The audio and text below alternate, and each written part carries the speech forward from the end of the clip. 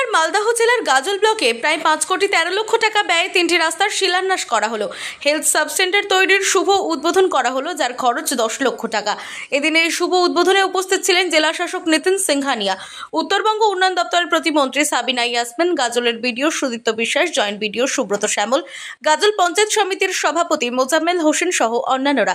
জানা গিয়েছে, এদিন উত্তরবঙ্গ উন্নয়ন দপ্তর থেকে বৈরগাছি গ্রাম পঞ্চায়েতের বাগমোড় থেকে রায়কাদিঘি মিলের 1315 মিটার রাস্তা, দেওতলা গ্রাম পঞ্চায়েতের কুলিপুকুর থেকে নকরাপুরি 1680 মিটার রাস্তা, আলালের ইন্দ্রসহিল থেকে আদিবাসী পাড়া 2455 মিটার রাস্তার শিলান্যাস করা হলো। সব মিলিয়ে যার আনুমানিক মূল্য 5 কোটি 13 লক্ষ টাকা। রাস্তা বহুদিন ধরে বেহাল অবস্থায় থাকায় অবশেষে রাস্তা তৈরির কাজ শুরু হচ্ছে, যার জেরে খুশি এলাকার সাধারণ মানুষ।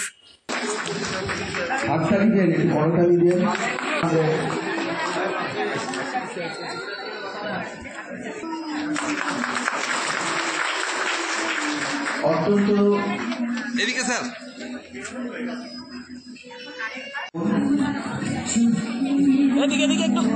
আজকে বাংলার মুখ্যমন্ত্রী শ্রীমতী মমতা ব্যানার্জির আশীর্বাদে গাজল ব্লকে আমরা 3টি রাস্তার সূচনা করলাম, যার এস্টিমেট কস্ট হচ্ছে টোটাল 5 কোটি 13 লক্ষ, এবং একটি হেলথ সাব সেন্টারেরও এখান থেকে শুভ সূচনা করা হলো, যার এস্টিমেট কস্ট হচ্ছে 10 লক্ষ। আমি ধন্যবাদ জানাই এখানকার সমস্ত বডিকে, যারা সুন্দরভাবে আজকে অর্গানাইজ করেছে, এবং আজকে এই উন্নয়নের নিরিখে সমস্তকে কৃতিত্ব হচ্ছে বাংলা। মালদা থেকে দেবাশিস পালের রিপোর্ট, আনন্দ বার্তা।